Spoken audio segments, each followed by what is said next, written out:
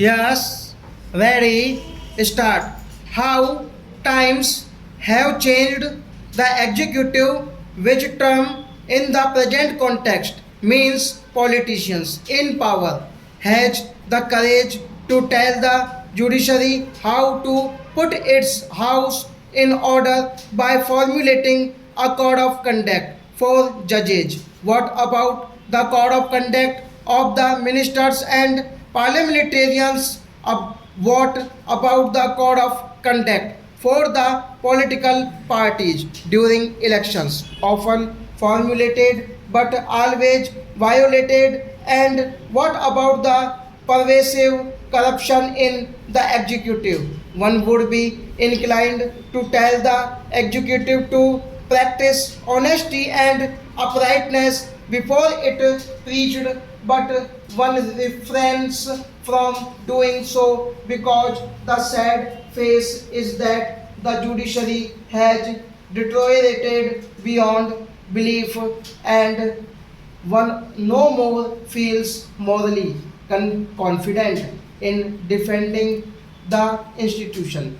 Look at the waning public support for the judges and the judiciary when three Supreme Court judges were superseded. There was strong public protest against the move, and there were lawyers, public men, and journalists prepared to stand up and be courted. Even there was the move, the transfer High Court judges. This was viewed in the correct perspective as a serious attempt further to discipline the judges. This instrument was liberally used during the emergency, though because of the censorship, formal and informal, the fact of the transfer of 16 judges did not come to light.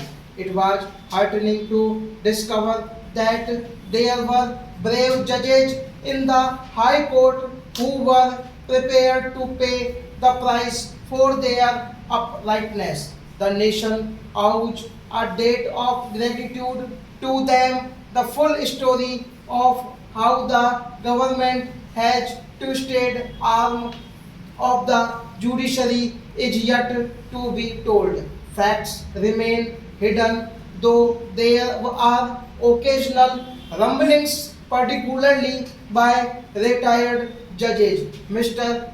Justice Jagmohan Reddy has gone on record as saying that there was an attempt by the government to influence the Keshavananda Bharati judgment, and that some judges were party to it. We all know how an attempt was made by the then Chief Justice to review the Keshavananda Bharati judgment by the large bench, but the move was hastily abandoned, perhaps because it needed majority in favor of the review was not in sight. And we all know what the Supreme Court did in the ADM Jabalpur case, which is it was held that even the citizens' right to life and liberty go suspended during the emergency. We all know that dissenting voice of Justice H.R. Khanna, which is a darkest period of Indian polity as such. And we all know what the Supreme Court did in the S.P. Gupta case, commonly known as the Judge's case. The judiciary surrendered its final right of appointment to the executive. One of the unstarted reason was the sum of the judges constituting the bench had more faith in the executive than in their own chief justice.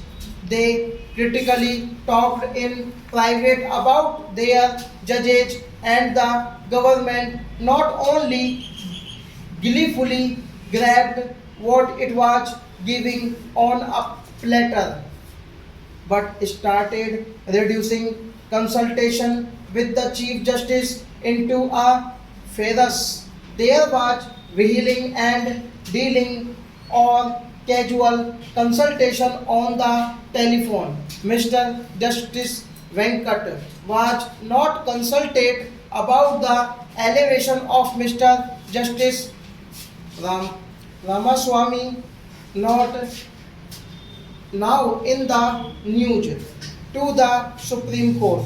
The point is simple so long as the public was convinced that the judiciary was more signed against that signing at least the more upright pupil came to its defense.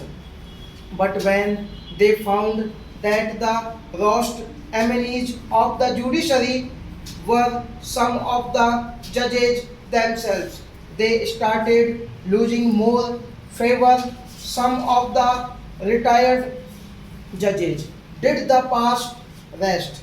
They spoke openly day in and day out about the fall in judicial standards and position. Honorable Chief Justice was persuaded that one way of cleansing the judiciary was to transfer about 80 High Court judges. A contempt case was moved against him in Mumbai, but the judgment went in his favor. Then there is Mr. Justice Krishna Iyer, who has been speaking bluntly about his robbed brethren and their various acts of omission and commission. The question of judicial accountability is a pertinent one. The Constitution put the higher judiciary on a pedestal.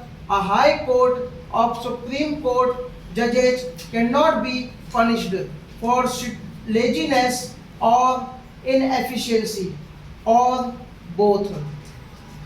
He cannot be punished for his lack of knowledge of law. All that can happen is some comments by a higher court or a larger bench, and it is becoming increasingly clear that he cannot easily be punished for corruption. Either he has to be impeached through a difficult process, now made much more difficult by the Supreme Court through its ruling on the subject.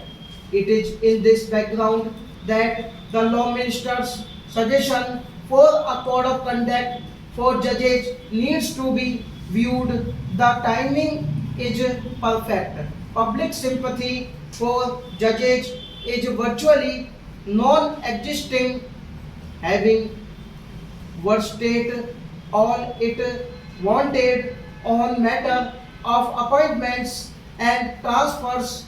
The executive is further trying to humiliate the judges by focusing public attention on their more soft sides, and the points chosen for the proposed code are empirically based. Stop.